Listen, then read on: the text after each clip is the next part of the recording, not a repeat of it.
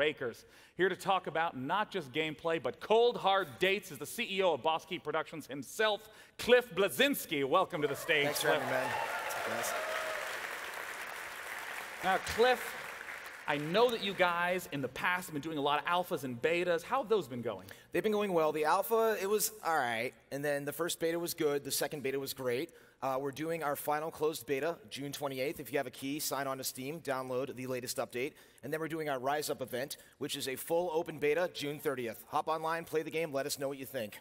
And I got to ask what it has been like to have people play the game, to give feedback in those betas. How has that shaped the experience? Well, a lot of developers and publishers, they do these kind of bullshit marketing betas where they're like, oh, it's our beta and the game's out next week. I'm like, that's not really the case. You're not going to be able to fix anything. So for our game, we found that the Rommers shotgun was way too spammy. Overcharge wasn't that exciting, so we sped that up a little bit, and we sped up the characters. We took actual feedback, and we're integrating it into the game. And these are more than just balance changes. I imagine that speeding up the pace of things creates a pretty different balance dynamic across the board. Yeah, I mean, you change one thing, it's the butterfly effect. It affects everything else. And is the game going to be balanced on launch? No. That's why we need people's feedback. Play the game, see what characters are overpowered, underpowered, and then we'll introduce new characters and reshuffle the deck. And I know that it can't be in beta forever, so Cliff, tell us when it's out. Can I get a drum roll?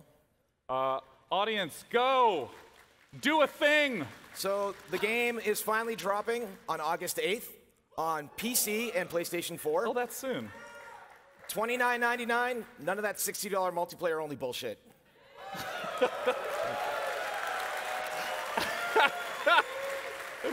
And if you didn't see it online, Cliff took a bow. Yes, $29.99. Curtsy. Well, if you haven't gotten the chance to see the game and follow it throughout the recent PC gaming shows, let's take a look at some people who got the opportunity to play Lawbreakers, and we'll have them speak for themselves.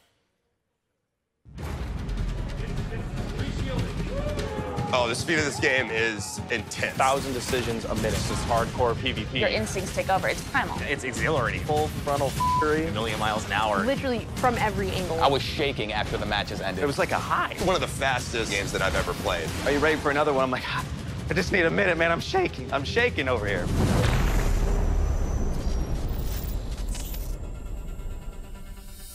I think the thing people are going to find in this game the most enjoyable is simply how difficult it is. There's a pretty impressive skill gap. You can't just sit down and dominate within an hour or two. Practical skill required, precision aiming, the ridiculously fast movement. And mechanically, it requires a lot of aim, a lot of vision and game sense. It's a twitch shooter. It's how a twitch shooter should be. The action's going to press you, and if you don't keep on top of it, you're just going to get blown off the map. I think team comp is definitely a huge thing for this game. As we're flying around in zero gravity, you know, it's kind of a new situation for us. How do you keep up with your tank and protect them and heal them, also protect your healer and peel off them, while DPS is still being affected and they're being supported? It gets crazy very quickly. The gravity is the biggest thing because that adds so much verticality, and you combine the different movement systems of each character, where some characters have teleports and some characters have dashes. This gets really wild and insane. Now, literally anywhere you look is potentially an attack point. I am literally under the map, saving myself from a grappling hook, whipping myself into the air, shooting at anyone below. You need to check every possible corner. People are going to fly you with jetpacks, they're going to fly at you with double swords. You're going to have someone that could just jet up in the sky, and all of a sudden now you have to worry about getting up there.